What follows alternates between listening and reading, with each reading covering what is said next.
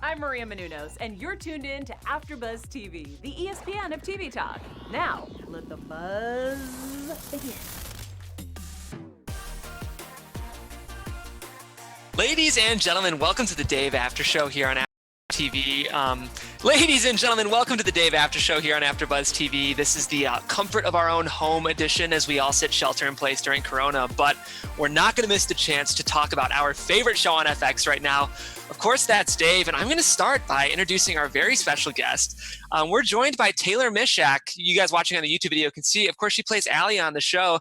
Taylor, thank you so much for joining us. Thank you for having me, which feels funny to say from my living room, but thank you for having me. Of course, yeah, no problem. You guys know, of course, Allie is Dave's very patient girlfriend. We'll be talking to Taylor all about that character on the show today. But it's not just Taylor joining us today. We also have Karla Contreras. So exciting. And we have Ashley Dior Jones on the phone. Ashley, can you hear us? Hi, guys. So excited to be here. Ashley's hosting a ton of shows as well, including the other FX show, which I think Dave might be the lead-in for, Devs, which I've heard is incredible. I haven't watched it yet, but yeah, Devs is so good. Yeah, so Ashley's our FX girl, which I love. And today on the After Show, we'll be talking about episode 5, Hype Man, a really incredible episode for Gata. We'll be talking about that as well. We have some news and gossip. Karla has her What's Behind the Name segment, and we'll be making some predictions as well as an interview with Taylor. I keep almost calling you Allie, which hopefully you're taking as a compliment. People, yeah, I'm very used to it. Yeah, it means you played a character so well. You're disappearing in your role. Yes, I'm Daniel Day-Lewis. Yeah, they're similar, I feel like, Allie and Daniel Day-Lewis. But yeah, we're going to get into the episode right now. I want to start with everyone's overall thoughts. Ashley, let's start with you. How did you feel about Hype Man? Hype Man, I have to say, was probably my favorite episode thus far. Like seeing the vulnerability of these guys, it like really tugged at my heartstrings, and I still got to laugh, and I got some bars, some little Dicky that I was waiting so patiently for the past couple weeks. So I was so impressed, so delighted with this episode. Really top notch. Yeah, I completely agree. Karla, what'd you think? I loved it. I feel like this is definitely a more serious one because this show has been like so crazy funny. I like that we got to see more of Gata. I feel like we've loved his character from the beginning. I feel like he brings the flavor to the show, and now we see like a more in-depth look of him. And I was really shocked by it. I really was, but I liked how real and raw it was. Yeah, I couldn't believe it. Taylor, I mean, I don't know how much you knew about this episode because you weren't it's mostly focused on the guys this episode. What did you think seeing it? I was super happy to see the final product. I had read it before, and then I had seen different scenes from it kind of come together. But it's directed by the amazing Tony Ascenda, who is also my boyfriend. Oh, really? I got to cheat, and I got to see a couple of the scenes that I wouldn't normally see just while he was working on it post-production. But I was overjoyed that it is such a special and really, I think, perfect episode. I think I was so excited when I read it, and then I think it went even beyond my expectations once I saw it all come together. Because it's a big ask of Gata to perform so vulnerably, and he knocked it out of the park. Like, it's unbelievable. Yeah. And you know, it's also a big ask of Tony. I didn't realize your boyfriend directed the episode. I was going to bring him up. This is a tough, FX does this a lot. I mean, I do want to applaud the network with shows like Better Things and, of course, Atlanta. These comedies are never straight down the middle comedies. They kind of toe the line between drama and comedy often. But that's not easy. That's not easy directorially. I think a lot was asked of him. So I do want to shout him out. He did. Well, I think he did a great job. And I mean, he's a wonderful director in and of himself, but he's been working with Little Dicky and Gata since 2014. And I think that relationship also really helped because it's Gata's first like experience acting. So I think to have a director that he was comfortable with and could kind of connect with really directly helped. Well, I want to talk about Gata real quick because what an unbelievable episode. I mean, I felt like watching this when all of us watched Atlanta almost half a decade ago now, season 1, all of us watched Keith Stanfield as Darius being like, this person is going to get an Oscar nomination. He's going to be in everything. We just, we all saw Lakeith Stanfield on that show and thought like, this is his come up. I totally feel that way about Gata in this episode. I mean, like for him to jump, he's like slowly becoming one of my favorite characters on TV, period. I know. He has such star power and the show is so what is it? It's like the payoff, like you were kind of saying earlier, Karla, about you. Obviously, he's like one of your favorite characters. Yeah. And then you just like kind of take that for granted. And then you get to episode 5 and you get to explore so much more about him and his background and what makes him him. And you're like, oh, fuck. Oh, can I curse? It's fine. It's fine. Yeah. Like, oh, dang. Like, I love Gata. And now I get to see so much more of him. And it kind of catches you off guard in a really cool way. But the truth is, Taylor, if our fans are watching Dave, they're not going to care if they hear that on the after show. So Yeah. totally fine. Well, let's go ahead and talk about Gata's story first. Ashley, when you saw Gata, go to my notes real quick, guys, be patient, on the bus, what did you think? And did you see the story going this way from that first scene on the bus? Honestly, the first scene on the bus, I didn't know what to expect. I was like, what's happening here? Like, this is the Gata that we know and love, but he's kind of, it's kind of extra, it's kind of a lot. And you could see the other rappers like OT Genesis really starting to get annoyed. And I was worried. I was like, Gata, don't blow your chance, don't blow your chance. But I honestly didn't know where it was going. And I was so shocked to see it end up where it did. But so thankful that, the producers and the directors decided to put this type of content in, because I think it's so important that we shed light on, the many trials and tribulations that we all go through. And I was really thankful that Gata got to showcase that in such a beautiful way. Yeah, Karla, I don't know if you'll relate to this, but like when I was watching that bus scene, I could feel that it was a funny scene, but I could also feel the show starting to pull into something darker, and I almost didn't know how to react until later in the episode. Did you feel that way?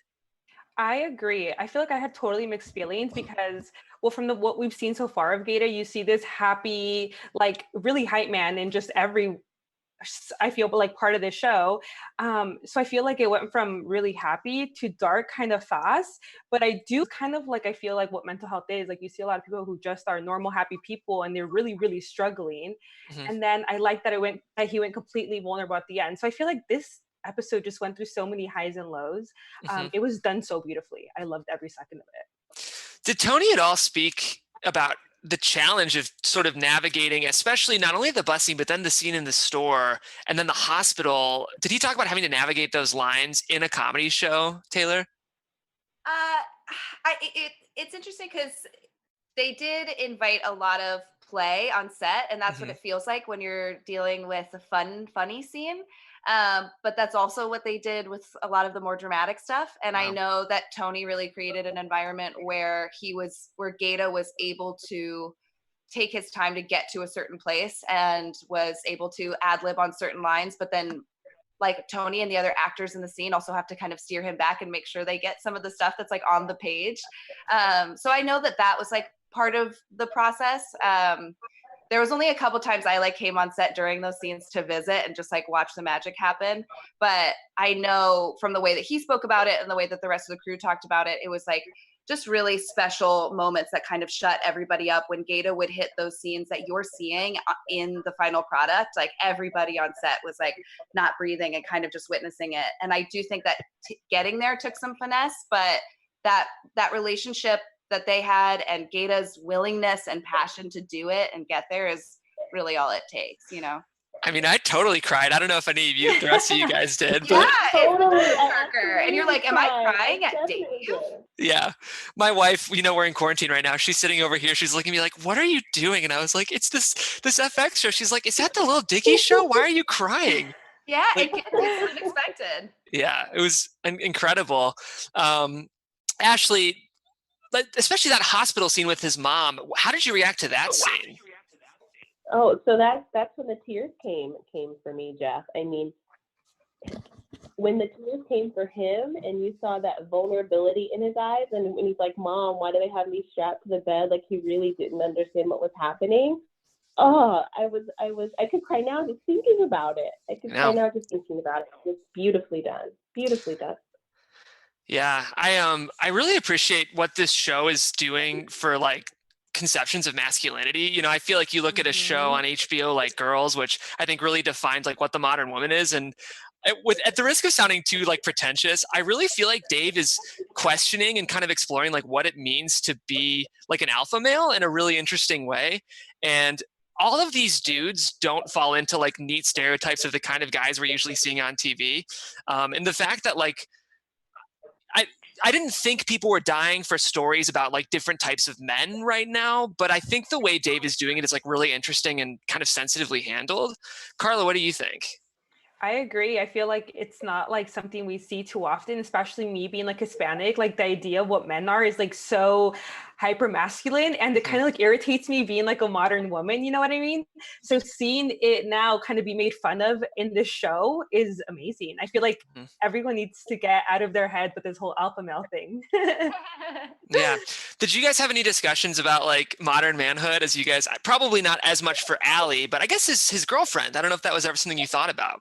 Well, I think the scene once Gata really does open up in this last episode where I think he kind of hits the nail on the head by being like, and you know, you are talking about your small dick all the time and that's crazy. And he talks about how what them being honest is what makes them really special and is what is helping them connect with each other and like just be happier, better people. So I think that is just a theme that we try to focus on and stick to, I guess is what I'm saying. But yeah, we talk a lot about how what makes Dave is just like trying to be honest and open. And we see it in the third episode. He's not being that totally with his girlfriend in the name of masculinity and like sexuality. And then it turns out that that's actually making things worse. Yeah.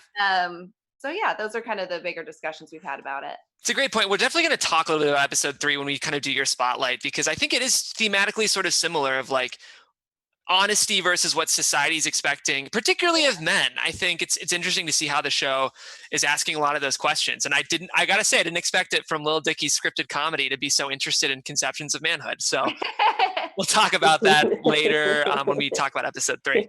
Okay, anything else on Gata before we move on to talk about Lil Dicky potentially performing with Meek Mill? Any other leftover thoughts, guys? No, I think we got it. Ashley, anything? Okay, great. Let's go ahead and move on. Perfect. Okay, so the other kind of story we're following in this episode is it's taken 5 episodes for Lil Dicky to kind of figure out who he is, and what he wants. It's interesting to see how each character is sort of pushing him to be what they think he should be. And also, he doesn't know who he is yet either. Of course, he's now being managed by Mike, which is interesting. We have Els, who I feel like wants Lil Dicky to be more loyal with his beats. And we even have Emma getting involved now too. Do you guys, I kind of feel like Lil Dicky just needs to get his shit together and make moves. I mean, Ashley, what do you think? 100%. Lil Dicky has everything he possibly needs to become a huge rapper. He has it all. He just needs to like put it out there. Just give himself a shot and just, risk it all. It's gonna fly, I just wish he had a little bit more confidence in his ability. He can do it. Yeah. Karla. I think he just needs to get out of his head. Like he overthinks everything. And I feel like, especially when you see like really talented people. And I think what we're seeing now on the show is that Dave is, as saying, like so naturally charismatic, so naturally talented, but he's also a very careful and thoughtful artist and executes things after much thought and intense creativity. And so I think you're able to see both of that. Like to us, at first it might just be like, just go do it. Like you're amazing. But it's also his songs are ultimately so detailed and they have so many levels to them. There's so much going on. And I think that's only after a certain labor of love. Yeah. So I think that's what tears him up. Yeah, I think, and people don't necessarily understand him yet. Like he's trying to describe his aesthetic, and he lists 5 like classic '90s films, which are The Sandlot, Billy Madison, Happy Gilmore, Clueless, and Apocalypse Now. What's the other one?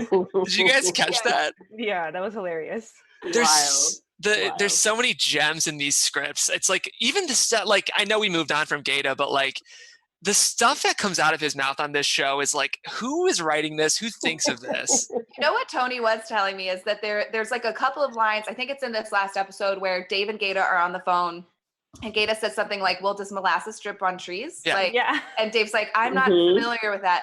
The day they shot that, all that was written was like, that Gata says something like that is, and they like let him kind of play with it. And every single take, Gata had something to say Wow. that was like perfect. And everyone was like, what is that? Is that a saying? And it's the gems like that, I think, are so funny in the show.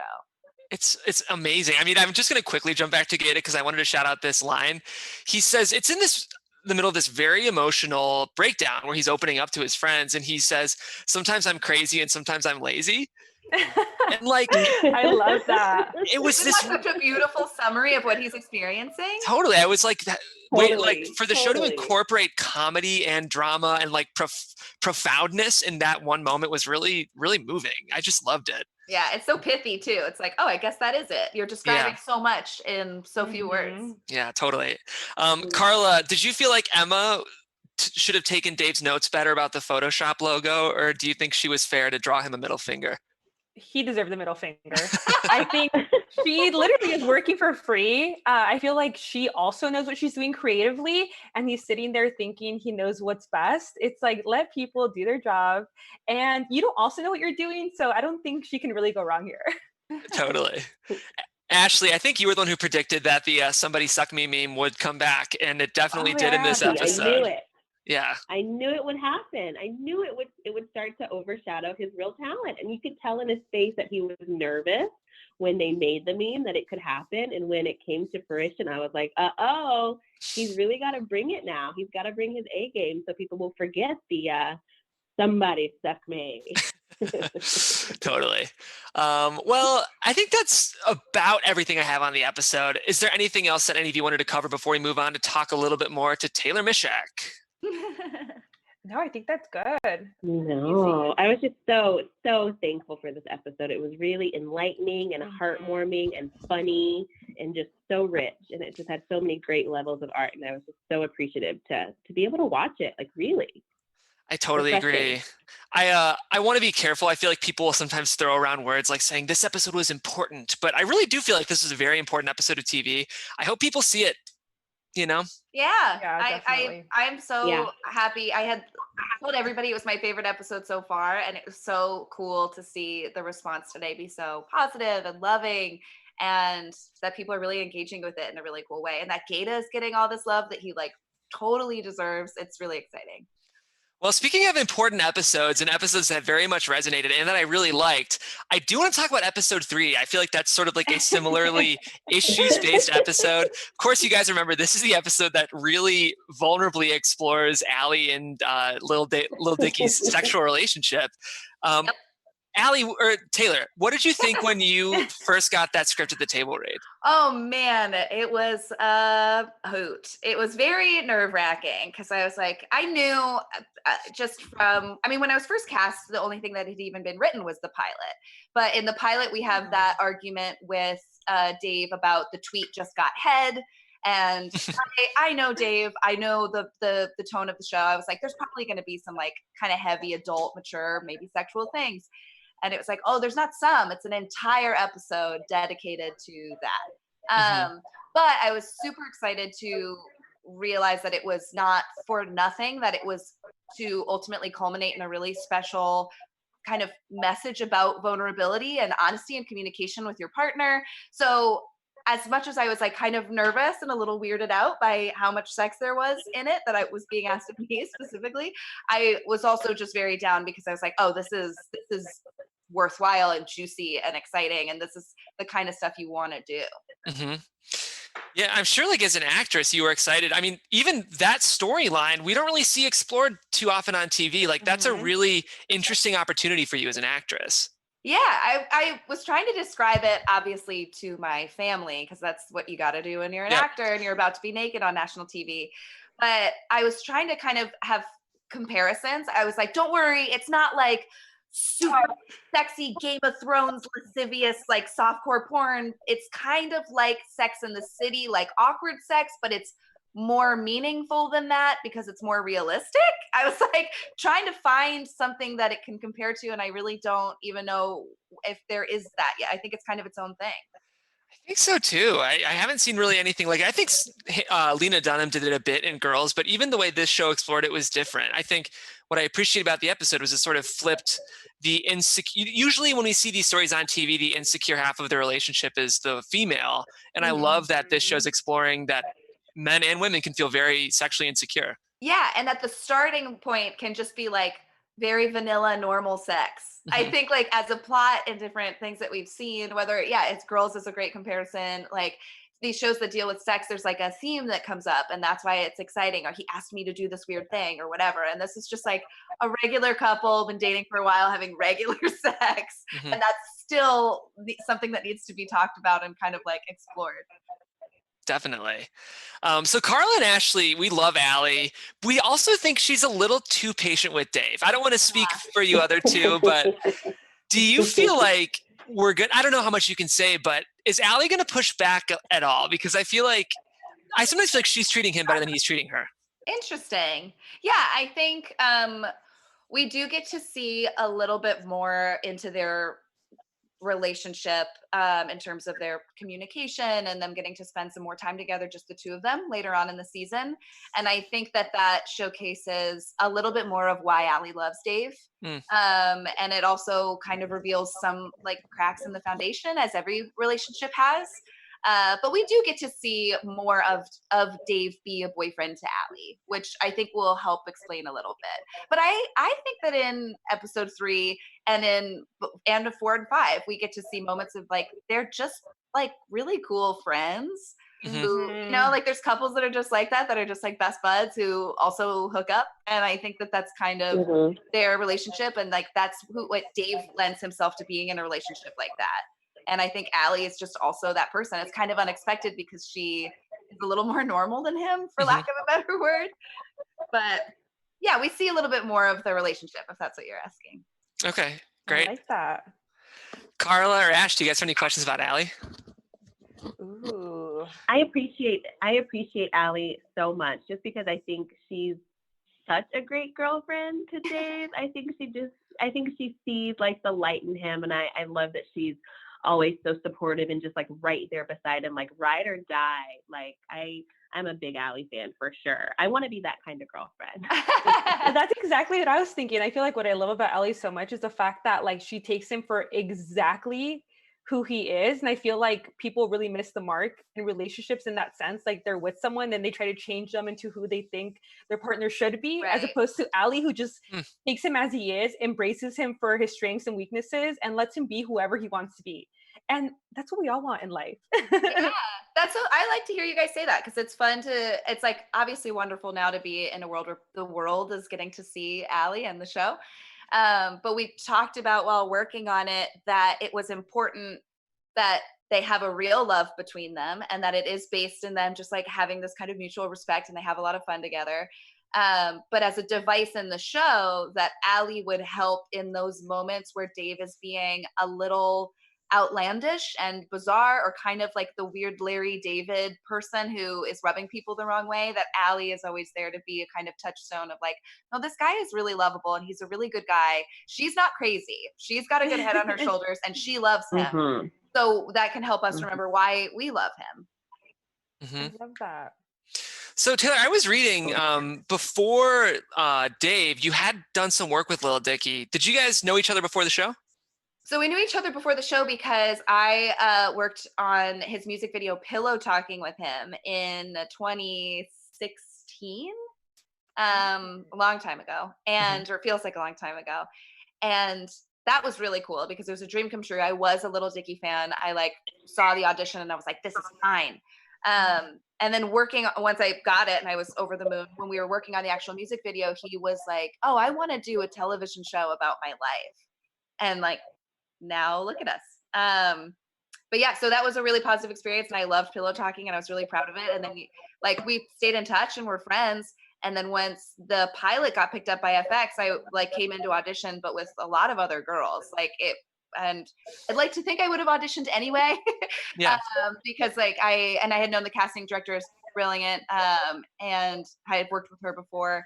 But it was definitely a little bit of an advantage because the audition sides was just like a fun scene between Allie and Dave.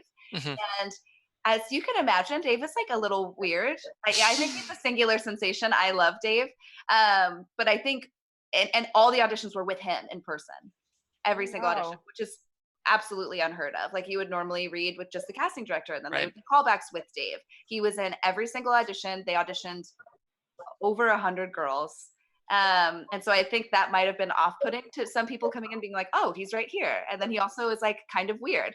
And I was like, it's Dave, great. And so it definitely gave me a little home field advantage to be like, cool, this is just my friend Dave. So, and then I had like 5 auditions after that. It was a lot. But it was great to get to work with each other again and have that like built-in familiarity, especially considering the weird stuff that we had to do together. Well, I'm glad you mentioned like that kind of like broing out dynamic. I feel like that like hangout like vibe element is a huge part of the show. Like I feel like it feels like it's kind of directed into the DNA of the show. Like I feel like scenes will hang on a little longer so we can just see these people like be friends. Yeah. Do you guys talk about that on set? Yeah, Dave really wanted it to be he wanted it to feel very, very real, which is funny considering the things that we're doing in the show. But I think that that's exactly what it's translating. If that's like what your experience is, that it's just like a very grounded, hyper realism, he would call it, world. And he thought about that when it came to like the colors and our outfits and what the activities that we were supposed to be doing while we were talking about something else. That was something he really wanted to translate to everyone. So yeah. Cool. Any behind the scenes stuff that like we don't know about Dave or like Taco? Taco is so funny. Taco's very, very funny. And for all of us, it was a lot of first timers really. Like this is only my second time being a series regular, and the one I was on before was a Verizon Go 90 show that was 2 days before Verizon Go 90 exploded. So this was like my first time really being on a set of this capacity, of this like grand nature. Scale. Yeah. And it's obviously Dave's first time. It was also Taco's first time. There was so many times like both Taco and Gata would like keep acting and like not be where the camera was. And they would cut and be like, you guys, that was amazing. The camera is over here though. And so and they'd be like, oh yeah. But that's why some of it seems so ultimately like very real. It's like, it can be even mumblecore sometimes about them just like going back and forth. But to be on set with people where they're not familiar with that kind of stuff, it was really fun. And it was great being like, guys, we should act near where the camera is. Like that'll be fun.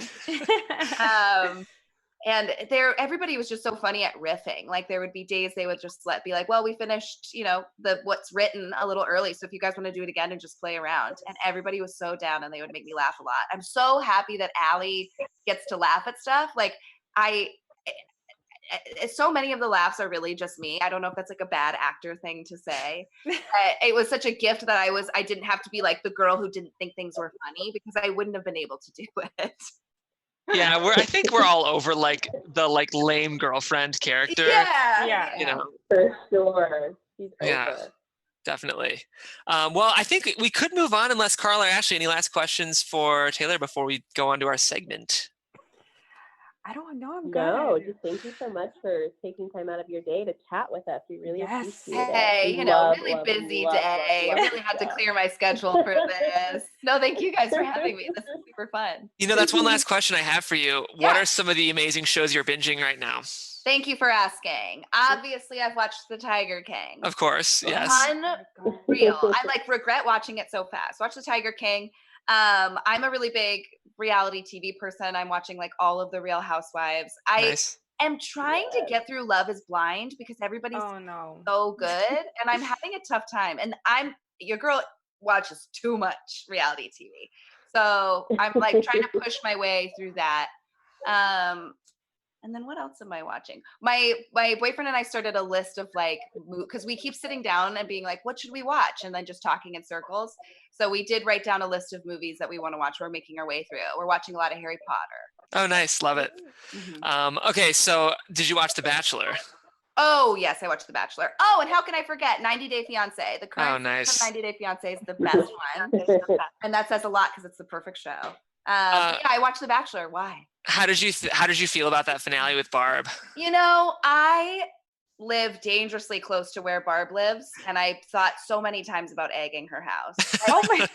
I cannot stand Barb. I think she was really a bully. I think she was bullying Maddie. I think she was like bullying Peter low key. Crazy. You've really unlocked a whole, like, if you want to have a whole nother show about me screaming about The Bachelor. But ultimately, I'm just happy that neither girl ended up with him. I hope Peter learned some lessons from his journey. And I hope that Hannah Ann and Maddie are great. I'm happy to see that Hannah Brown and Tyler C are quarantining together. That really brings warm joys to my heart. So Totally. I host our Bachelor after show for this network, so we'll have to bring you on. I'm a passionate fan as well, and I agree with what a lot of you're saying. Thank you. You got it. Yeah. Okay. Carla, what's behind the name? So this week we have Eminem. Where do you guys think Eminem got his stage name from? Oh, I'll let you go first. I think I definitely know. No, you know, so don't. You'll go too. last. Okay, you know what? Yeah, Go. like, people must know this. I feel very embarrassed that I don't know this. Everybody's got to know this, right? How Eminem got his name. Okay, well, I'll let Allie. Oh my God, Taylor's the only one that can answer this sentence. You guys know you guys can't ruin it, or just give a guess. Okay, am I answering for real? Just what you think, like how you think he got his name. I bet Eminem is an acronym for like two important names in his life. Maybe they're even like a street. It's like a reference to like where he grew up or something, and then like a person in his life with a cool name like Manfred or something that starts with an M. In an improv comedy world, I would say that he tried to go by Skittle and it just didn't work. Well, you're very close. You're close. Okay, I'm sure we have the same line of thinking here, right? Oh yeah, I thought it was Marshall Mathers. Is that right? Okay, so it is. I knew that. I should have known that. It's so embarrassing. Okay. But there's a little bit more of a story to this. So his original name was actually M&M, like the chocolate M&Ms. Really? And then, that was his original name. And then he thought he would have like an issue with that, obviously, because there's already a whole M&M line going. So he ended up changing it to the writing of Eminem that he has now. But yeah, it stands for Marshall Mathers. And I didn't know this, which I feel like maybe I should, but because he's so popular. I should have. So if I should have, then you should have. Yeah. But so yeah, it was originally Eminem. He changed the writing to it, but it stands for his name. That Marshall Mathers guy. He came out at the Oscars. It was an interesting moment. I got it. If I had to give my like honest cultural commentary here, I feel like the ceremony that's getting accused of like representation problems, and we're the only Black nominees playing a slave character. Maybe if you're going to bring out a rapper, don't bring out Eminem. And it was a bit of an overcorrection in that way. Yeah, agreed. It was just a little like, okay, we get what you're trying to do, and at the same time, you're not doing it as well as you can. It was very Academy. Exactly. It was like very Academy. Yeah. I just liked when it showed the camera went to Billie Eilish and it looked like she had no idea who he was. She probably didn't. Oh, hilarious. Well, I'm glad you brought that up. I did want to pull up, I have an article somewhere. I've got all these tabs open, guys. But there was a really interesting interview that Dave and here we go. Dave and Gata did talking about the episode. And Gata, I think, had a really profound quote. This is kind of our AfterBuzz TV news, but he said, when he talked about his own mental illness issues, he said, at first I was embarrassed and ashamed because this is so hard to deal with. In white cultures or different cultures, you're just like, hey, I want to go talk to my therapist today. And it's like, oh, what did he say? But in the Black community, people aren't really doing that. They're ashamed to be like, hey, man, I need help. And as being a man asking for help, it makes you look weak, which I thought was just, the episode really tackled that in such a subtle way. Yeah. Absolutely. Absolutely. I love that conversation because I feel like even like amongst Hispanics, for like people of color, like it is a thing, like therapy isn't real, or it's like something to be ashamed of, or you're weak. So I hope, minorities watch this and, maybe feel empowered to go do something about their mental health and not be ashamed, because, it definitely is a thing. And I hate that it is, but it's an important conversation that people need to start having in like people of color's household, Mm-hmm. To your point, I think part of the like what would be so beneficial about that whole topic really opening up is not only the like literal and very real act of maybe going to therapy, but if you're living in a world where you can't talk to your friends about what you unearthed in that therapy session, like you're only going to heal so much. Like I've been able to have some of my most helpful and profound conversations with my friends that are kicked off by whether it's mine or their therapy experience. So you want to create a world where everybody feels like they can go, and then everybody can feel free to be able to talk about it or not have so much negative energy around it, you know? That's well said. Mm-hmm. Totally. Really. Well, we've got to get out of here, but before we do, we of course have our predictions. Ashley Dior Jones, let's start with you. Any predictions for the rest of the season? Oh, well, I hope to finally see Dicky on stage in front of a huge crowd, like killing it. I don't know if it's going to be the finale or what, but I can see him with Mike behind him, with Elle there, with Allie there, just cheering him on and him like killing the game. So I can't wait to see that performance. I agree. I want to see the same thing. I also want to see though Gata kind of blow up a little bit, or like maybe develop more of his talent. I feel like now I'm just obsessed with him, and I want to see everything Gata. You know, I couldn't agree more, Karla. I was like, what a dynamic performer. Yeah, I agree. Actually, I want to see Dave kill it on stage. I have a feeling his next live show is going to bomb. I think it's going to tank. I think a couple things. I think the Somebody Suck Me meme could make a reappearance. Or I think he's just going to choke. I mean, I feel like the show is setting us up, especially he's opening for Meek Mill. I've got a bad feeling about his next stage show. That's where I'm at. Oh, this is so exciting. I love hearing all of this. Well, we'd love to bring you back, Taylor. Of course, if you want to pass the word along about our after show, we'd love to have some other cast members too. But thank you so much for joining today.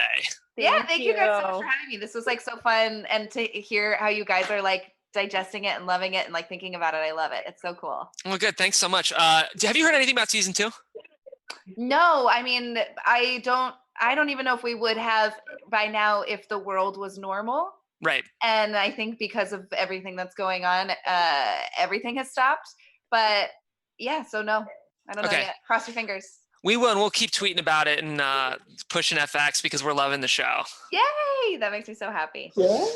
All right. In the meantime, Taylor, where can people find you online to keep up with you? They could find me on Instagram at Taylor Misiak, which looks like Misiak, Misiak. I'm on Twitter. I don't tweet too many profound things, but the same name on Twitter. I have a podcast about reality TV. I definitely am going to start digesting your Bachelor after show. I'm very excited about that. But it's called Table Flipping with Alyssa and Taylor. And we just did a episode today about VH1's The Pickup Artist. Oh, great show. I know that show. But Magic? What's his name? Or Mystery? Mystery. Yeah. Mystery. I'm a reality TV whore myself, so you're in good company. Well, now is the time. I've been watching a lot of it. So yeah, safe place. Times are for reality TV. And yes. Karla, how about you? You can find me on Instagram at Karla Contreras and Twitter at Karla_CN. Thank you so much for joining us. You've made my whole week, just so you know. So fun. And Ashley Dior Jones. Yes, everyone can find me at Ashley Dior Jones on all social media platforms. I just love this show so much, and I'm just so excited that you decided to come and chat with us this evening. It was great. Thank you, guys. And you guys can find me on Twitter at Jeffrey C. Graham. I do, actually, Taylor, you'll like this. I do daily updates for The Bachelor. So if you want to tune into my Bachelor News daily segments, actually, Nick and Kelly were just spotted in Chicago. So something's happening there if you're a fan of the show. Chicago. I know. Which is crazy. So make sure you tune into that. And of course, more importantly, tune into our Dave After Show. We're covering the show every week. Show airs on Wednesday nights, but our after show goes up at 5 p.m. Pacific on Thursdays. You can tune in live if you want, or the podcast. And we're hoping to get more guests this season and keep pushing this awesome show. So for now, thanks for tuning in, and we'll see you next time here on AfterBuzz TV. Our founder, Keven Undergaro, and me, Maria Menounos, would like to thank you for tuning in to AfterBuzz TV. Remember, we're not just the first, we're the biggest in the world, and we're the only destination for all your favorite TV shows. Whatever you crave, we've got it. So go to AfterBuzzTV.com and check out our lineup. Buzz you later. The views expressed herein are those of the hosts only and do not necessarily reflect the views of AfterBuzz TV or its owners or principals.